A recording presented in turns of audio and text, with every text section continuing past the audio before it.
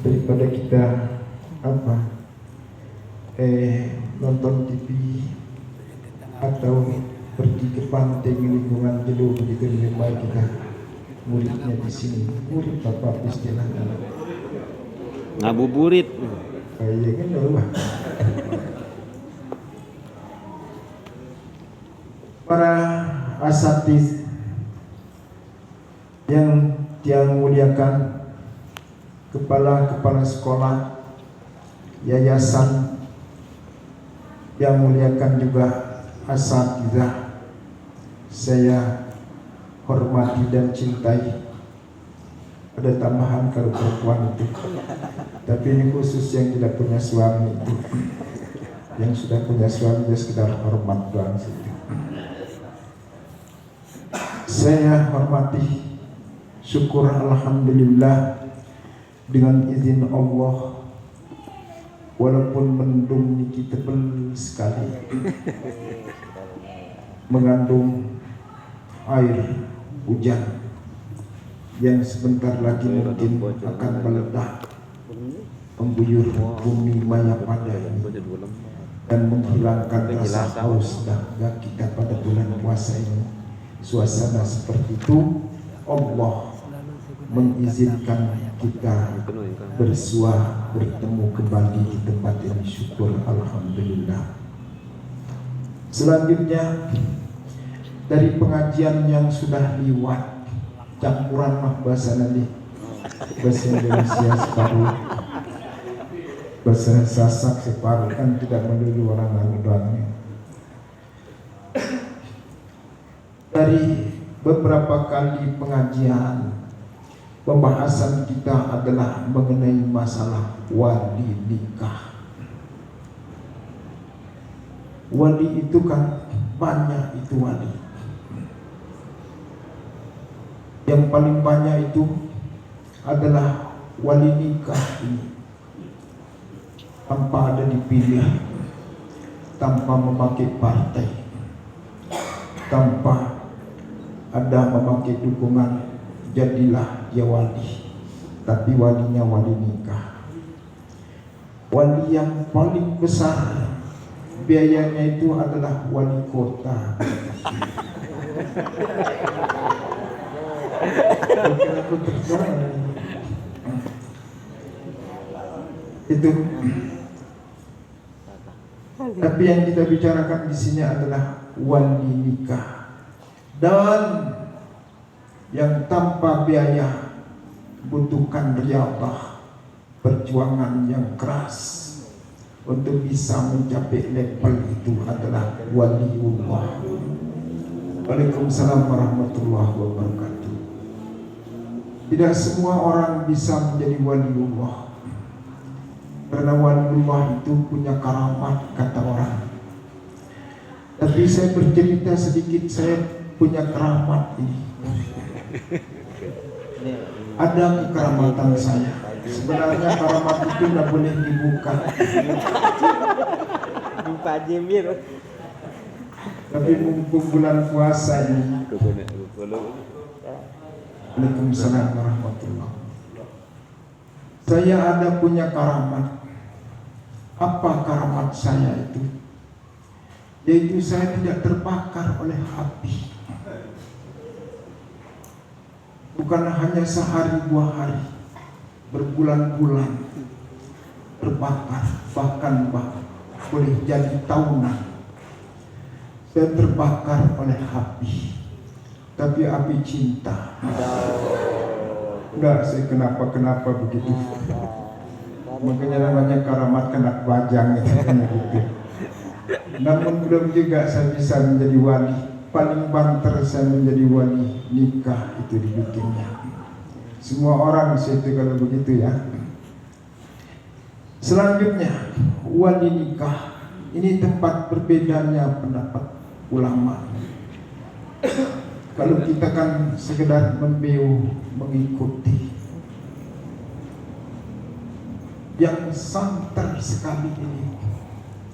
Jadi perbedaan itu ada 3 wali nikah. Pertama, ada yang disetujui. Ada sebagian ulama menganggapnya boleh, sebagian ulama menganggapnya tidak boleh. Dua yang dianggap tidak, yang dianggap oleh sebagian ulama itu boleh, ada sebagian menganggapnya tidak boleh.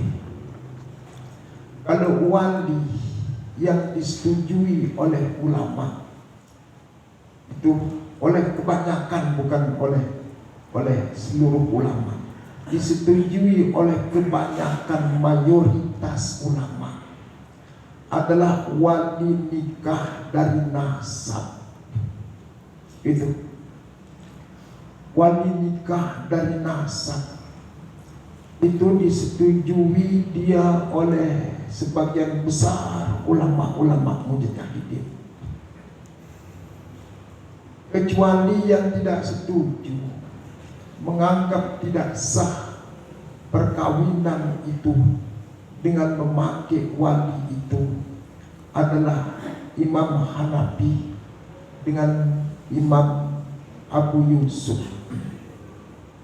Itu mazhab Hanafi jadinya tidak sah itu perempuan itu kawin memakai bapaknya. Benar? Perempuan itu baru sah itu nikahnya apabila dia menikahkan dirinya sendiri. Baik dengan indah ini tolong mesti dederan, atau apalagi tolong aku baru udah pengalaman belik dengan tolong baru. Sama itu gadis atau janda tidak sah dikawinkan dia oleh orang tuanya, oleh walinya, terkecuali kalau dia mengawinkan dirinya sendiri, atau boleh itu orang tuanya mengawinkan dia apabila ada restu dari perempuan itu dan status daripada bapaknya itu hanya sebagai wakil, bukan menjadi wali langsung. Kan begitu. Ini menurut Imam Hanafi dengan Imam Abu Yusuf. Nah, yang kedua itu yang tidak disetujui oleh kebanyakan ulama, yaitu yang tadi itu, perempuan mengawinkan dirinya dengan seorang laki-laki. Yang ketiga, laki-laki mengawinkan dirinya dengan seorang perempuan. Itu yang tidak disetujui oleh kebanyakan ulama, tapi sebagian ulama sah laki-laki itu mengawinkan dirinya dengan seorang perempuan. Misalnya umpama Holani, misalnya Mahriri. Oh, wah kalau misalnya jadi darah ini hati ini. Andainya ada itu, mereka bukan. Kan gede itu. Makanya ketiga boleh. Kan dinarere gede. Mimi balik ngaji gede. Seandainya saya umpama tertarik sama seorang perempuan, gitu, perempuan itu mele sama saya, lalu saya dekati dia, ku kawin diriku ke cekomu, aku terima wah perkawinan, sah dia itu, begitu. Ini molahnya ajaran Islam di sebagian mazhab, tetapi kan selanjutnya, apa jadi dasarnya ulama-ulama yang tidak menganggap sah perkawinan perempuan mengawinkan dirinya atau laki-laki mengawinkan dirinya? Itu dasarnya banyak sekali ayat Al-Quran, dasarnya hadis juga banyak sekali. Menurut Imam Hakim, kalau dikombinasi hadis itu yang berkaitan dengan masalah wali perempuan itu adalah sebanyak 30 hadis saling mendukung itu hadis. Karena banyaknya itu menunjukkan betapa kuatnya ini dalil daripada mayoritas ulama itu. Nah, karena itu juga para sahabat-sahabat Nabi yang sudah kita baca, para sahabat Nabi antara lain itu kan Sayyidina Umar, Sayyidina Utsman, Sayyidina Ali.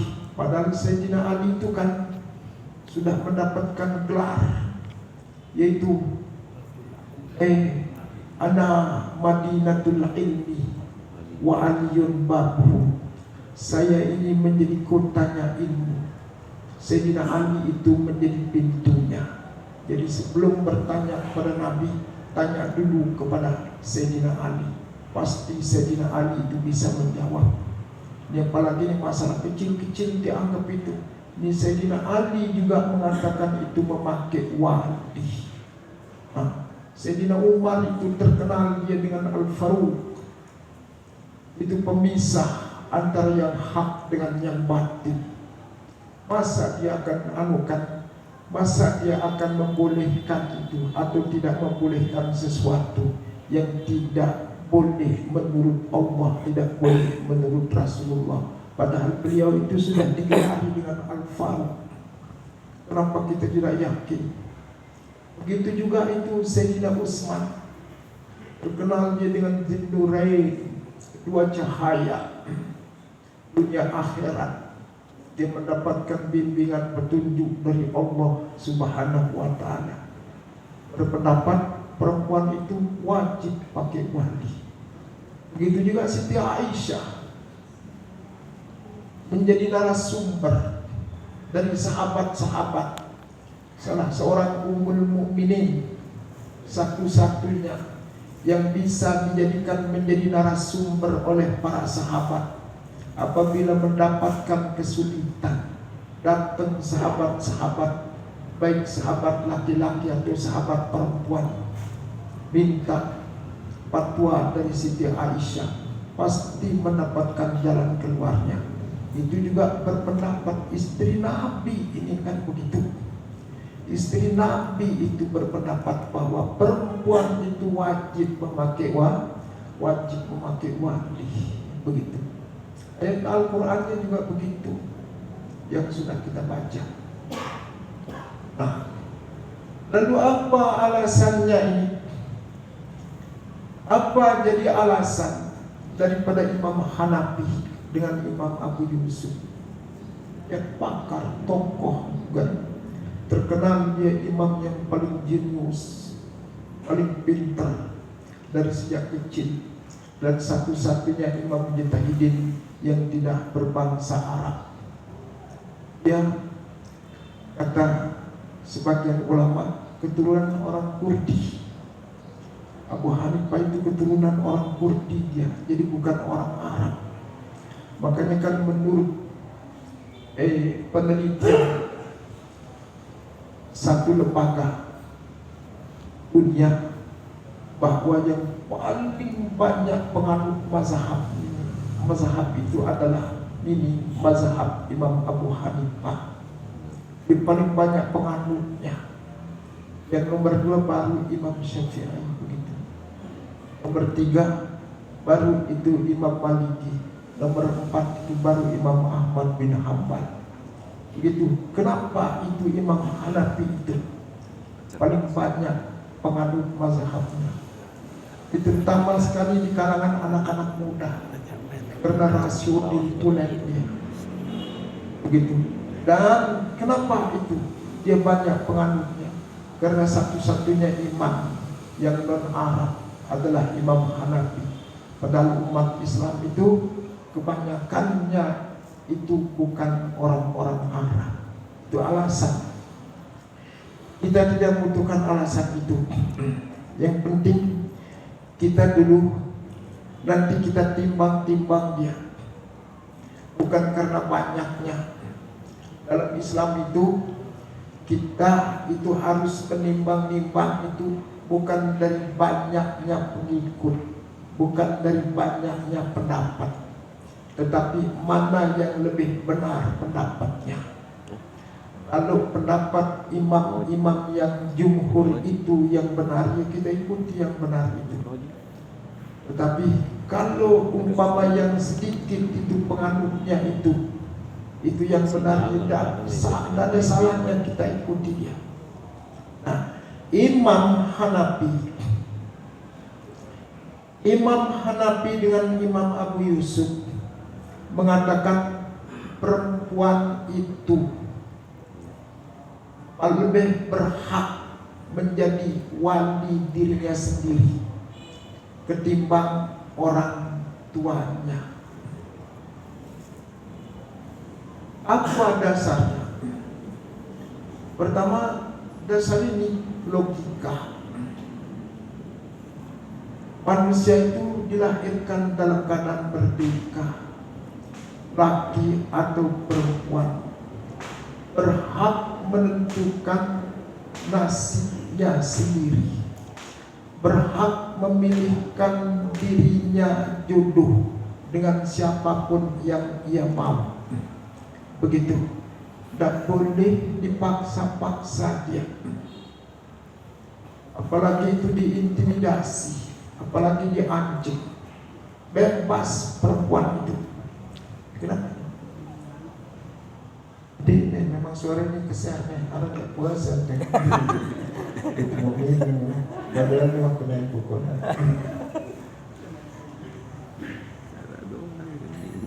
Itu alasan akal. Selanjutnya, kalau berdasarkan nakal, kan yang menjadi dasar itu untuk memvonis suatu hukum itu boleh atau tidak, sah atau tidak, akal dengan nakal. Kalau akal ini pakai ya akal sudah. Bahasa Arab maka akal ini turun berdua yang itu. Maka menurut Pak Anur bila itu mengerti jadi kedua NU ini kan besar. Mas Nun. Saya kaget ini tuh. Indonesia ini yang dipakai bahasa Arab 3.000 kata lebih dia pakai menjadi bahasa Indonesia, bahasa Arab ini. Begitu kebanyakan ini bahasa Arab katanya, rukun, sujud, syukur, begitu. Nah, sholat, azan, qamat, begitu, sabar, juga itu bahasa Arab semua dibilang. Ya akal termasuk fikir juga bahasa Arab. Salam, sampaikan salam saya sama ini bahasa Arab juga salamnya kan begitu. Selanjutnya, yang kedua jadi dalil itu untuk memvonis satu hukum boleh dengan tidaknya itu adalah dalil nakal. Nakal itu artinya adalah dari dalil Al-Quran dan dari dalil hadis. Hadis dari Rasulullah Sallallahu Alaihi Wasallam. Kalau kita teliti ini sebenarnya sama dalilnya ini antara jumhur ulama dengan mazhab Hanafi, mazhab Abu Yusuf. Dalilnya sama, cuma cara menafsirkan doang berbeda begitu. Antara lain kan begitu. Wankihul ayama minkum wassalihina min ibadikum wa imamikum. Begitu. Jumhur ulama ini dia pakai jadi dalilnya. Kawinkanlah al-ayama, perempuan-perempuan yang belum punya suami atau yang tidak punya suami. Perempuan-perempuan itu dikawinkan, bukan mengawinkan dirinya. menurut tafsiran jumhur ulama. Tapi kalau tafsiran daripada Imam Hanafi, ayama itu bukan perempuan doang. Orang yang tidak punya pasangan, laki-laki atau perempuan, laki-laki yang tidak punya istri juga termasuk dalam kategori ayama. Perempuan yang tidak punya suami juga namanya ayama. Begitu, jadi perempuan itu berhak dia mengawinkan dirinya sendiri. Selanjutnya, hadis Siti Aisyah yang mengatakan la nikaha illa biwaliyin, la nikaha illa biwaliyin. Itu dalil daripada jumhur ulama. Tidak sah nikah kecuali dengan wali, tidak sah nikah kecuali dengan wali. Itu berbeda cara ditafsirkan oleh mazhab Hanafi. Itu betul, hadisnya itu betul. Cuma maksudnya itu bukan berarti tidak sah, kurang sempurna. Kurang sempurna itu menunjukkan artinya boleh, kan begitu. Kurang sempurna perkawinan itu kecuali kalau memakai wali. Begitu. Jadi yang tidak sempurna itu bukan berarti hukumnya batal, bukan berarti tidak boleh, tetapi tetap hukumnya boleh. Nah, dalilnya juga mungkin nanti akan kita bahas yang berikutnya. Nah, selanjutnya, perempuan juga boleh mengawinkan dirinya dengan dalil dulu ada seorang sahabat perempuan, sahabiah, seorang sahabiah begitu. Nanti dulu sampai kepada sahabiahnya itu. Dalil hadis Rasulullah SAW bersabda, "Az-sayyibu ahaqqu binafsiha min waliha wal bikru tusta'zanu bi nafsiha wa idnuha sumatuha." Artinya di sini janda perempuan, ya kalau janda pasti perempuannya. Janda itu lebih berhak terhadap dirinya sendiri daripada walinya. Ini jelas hadisnya mengatakan janda itu lebih berhak terhadap dirinya sendiri ketimbang daripada walinya. Yang berikutnya, wal bikru tusta'zanu bi nafsiha, dan perempuan itu dimintai izin caranya. Kalau mau mengawinkan perempuan dimintai izin. Apa dia mengizinkan atau tidak, kan begitu. Kalau diizinkan itu untuk dikawinkan oleh walinya baru dia sah. Kalau dia mengatakan tidak mengizinkan walinya, maka perkawinannya itu tidak sah. Ini menunjukkan bahwa perempuan itu boleh mengawinkan dirinya sendiri dengan tanpa wali.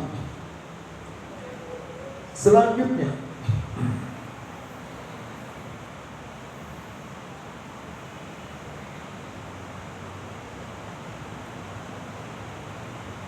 ada dulu seorang perempuan, namanya adalah Hasnah, bukan Hasanah, Hasnah binti Khadam. Dia mendatangi Rasulullah SAW. Masalahnya dia sudah dikawinkan dikawinkan oleh ayahandanya dengan laki-laki yang bukan pilihannya. Lalu Hasna itu melapor kepada Rasulullah Sallallahu Alaihi Wasallam. Nah, karena dia melapor kepada Rasulullah, Rasulullah Sallallahu Alaihi Wasallam membatalkan perkawinan itu karena tidak disetujui. Hasna ini seorang gadis, bukan seorang janda. Datang kepada Rasulullah mengadu, saya sudah dikawinkan oleh ayah saya, Rasulullah. Saya tidak menyetujui laki-laki yang menjadi suami saya itu. Maka Rasulullah membatalkan perkawinan, menunjukkan bahwa perempuan itu tidak boleh dikawinkan dia oleh suami, oleh orang tuanya, oleh walinya, kecuali dengan ada izinnya. Ini bagian daripada dalil mazhab Hanafiyah dengan mazhab Abu Yusuf. Selanjutnya,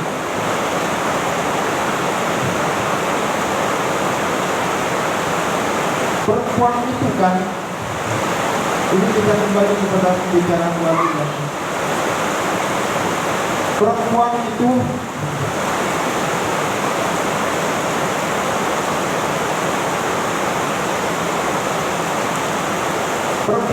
banyak sekali. Kadang-kadang perempuan itu walinya ada, dekat, tetapi walinya tidak memungkinkan untuk menikahkannya. Ada perempuan itu walinya jauh,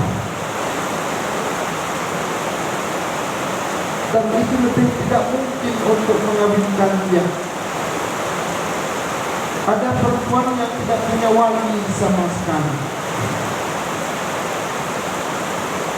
Nah ini, sekarang yang pertama, ada perempuan punya wali, walinya dekat, tetapi tidak mungkin walinya itu dapat mengawinkan dia. Kemana walinya? Kepada siapa maksud saya? Kepada siapa walinya? Misalnya walinya itu di penjara, rumahnya itu diambil di Monjok, penjara dekat dengan Monjok, tapi ayahnya itu di penjara. Terus perempuan itu kawin, dimintakan izin sama Siti, dan diberikan izin walinya untuk keluar. Jadi siapa jadi walinya? Apakah akan berpindah wali itu kepada wali nasab yang dekat, ataukah walinya itu berpindah kepada sultan, kepada KUA umpama, ataukah dia boleh mengawinkan dirinya sendiri? Nah ini dulu kita terlepas dari boleh mengawinkan dirinya sendiri. Siapa wali perempuan yang walinya itu di dalam penjara? Kalau menurut Imam Syafi'i, apabila walinya itu masih ada tapi tidak bisa mengawinkan dia, maka berpindah waliannya itu kepada sultan, kepada KUA katanya. Walaupun ada wali nasab, wali wasat seperti tadi, tak boleh dia mengawinkan dia. Pendapat Imam Syafi'i. Jadi wajib yang mengawinkan dia itu adalah hakim begitu. Dalam hal ini yang menjadi wakil daripada hakim itu adalah KUA. Dan tapi kalau menurut mazhab Imam Maliki, boleh dia berpindah kepada wali nasab, adiknya kakaknya atau pamannya. Selanjutnya, lagi satu, ada lagi dua, lagi tiga sih. Ada seperti tadi itu. Ada orang punya wali, ada sultan, tetapi walinya tidak mungkin mengawinkan dia. Sultannya juga secara adat dan bukan tidak mungkin secara akal. Sultannya juga tidak mungkin mengawinkan dia. Kenapa? Karena dia berbeda negara. Nah, ini yang berlaku di Mekah, berlaku di Malaysia. Di Mekah ada sultan, tapi bukan dia punya sultan itu. Tidak boleh orang Mekah mengawinkan dia. Walinya ada, tapi walinya di Indonesia. Lewat dari marhalah, dua marhalah, gugur hak walian menurut mazhab Imam Syafi'i begitu. Kalau dia mau kawin orang-orang yang berpikir di Mekah itu boleh dia mengadakan tahkim, yaitu menyerahkan walinya kepada siapapun laki-laki yang dia inginkan. Kawin dengan terus dan begitu boleh begitu. Makanya di Mekah kebanyakan begitu. Dan selanjutnya ada orang, nah ini kasus itu, Ustaz Hafidin kasus Menggala. Ada orang tapi wali, saudara begitu merari dengan perempuan yang dengan laki-laki yang sudah punya istri, dibawa itu oleh keluarganya, keluarga laki-laki itu tidak rumah, tidak menerima warga berani kecuali kalau ada izin istrinya. Sementara istrinya itu berada di Mekah, dan kalaupun dia minta ini pasti sudah dikasih izin oleh, pasti tidak dikasih izin dia oleh istrinya. Mau dipakai wali nasab yang tidak ada. Sekarang kalau dia mau kawin perempuan yang tidak punya wali itu bagaimana? Walaupun dia di rumah mulai ganti itu Ubraya dan guru. Wah, pada belelang-lelang waktu itu. Belelang-lelangan tengok dalam pesawat. Dia minta itu, mungkin tante ante itu merari ini. Saya kasih tahu, pergi ke Pak Umar, ditolak sekarang. Mungkin masalahnya laki-laki punya istri, istrinya berada di Saudi Arabia. Kalaupun dia ada di sini, tidak mungkin akan memberikan izin. Begitu. Memang walinya dilarang. Nah, kalau begini juga caranya, situasinya, maka hukumnya perempuan itu boleh bertahkim, mengangkat hakim, siapapun tetangga, siapapun orang laki-laki yang mau dia untuk menjadi walinya, itu hukumnya adalah sah. Ini molangnya di dalam ajaran Islam itu. Tapi kita ingin memunaskan dulu untuk mengawinkan. Beliau saja tak berani sebegitu. Masalahnya cuma punya sebenarnya.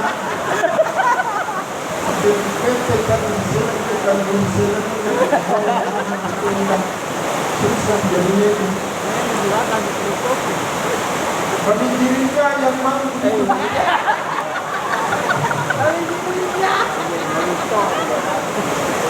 Saya kita iwat iwatnya dari Paloro ke manusia boleh jadi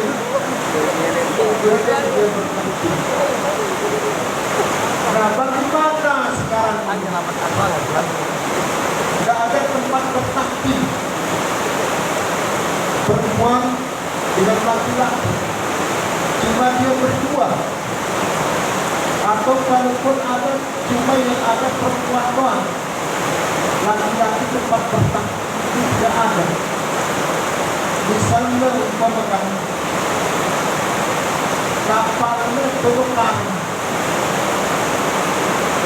kapalnya itu tenggelam, terus dia berdua bisa selamat, terdampar di satu pulau, laki-laki selamat, perempuan selamat.